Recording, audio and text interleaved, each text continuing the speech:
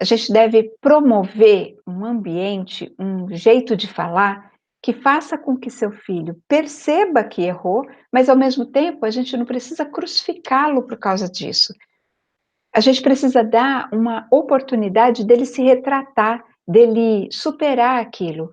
Todos nós temos nossas falhas e às vezes a gente pega no pé dos filhos da gente de maneira exagerada, e isso realmente acaba com a autoestima e com a autoimagem deles. Quando a gente trata o filho da gente com mais carinho, sem ser tão enérgico, não significa, por favor, não me entenda mal, não significa que a gente deve deixar que eles façam qualquer coisa, que a gente não deve falar para eles quando eles erram. Na verdade, a gente deve sim, porque é nosso papel, é nossa obrigação.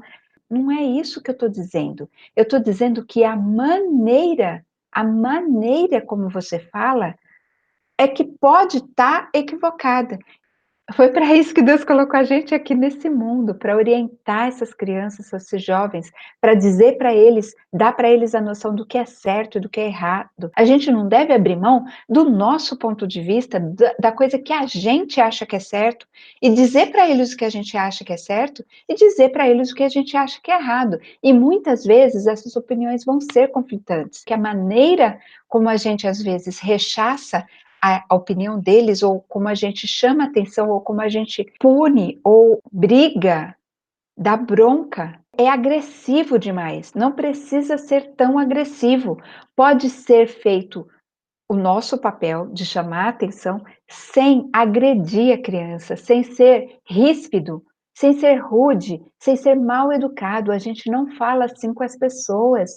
A gente não fala assim com o nosso chefe. E eu acho que a gente gosta mais do nosso filho do que do nosso chefe, não é? Então, por que que às vezes nosso chefe fala alguma coisa que a gente não concorda e às vezes a gente nem expõe o nosso ponto de vista, a gente se anula e nem era para fazer isso.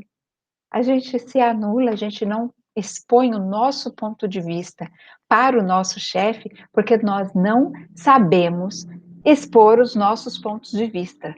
A gente está acostumado em casa com grito, com xingamento, exaltação de emoções, e não precisa de nada disso. A partir do momento que a gente aprende a maneira certa, a maneira adequada de expor nossos pontos de vista, de ensinar, de orientar, de dar o caminho, de dar o rumo, de falar o que é certo, de falar o que é errado, a gente pode fazer isso para os nossos filhos e a gente pode fazer isso para os nossos chefes, da mesma maneira.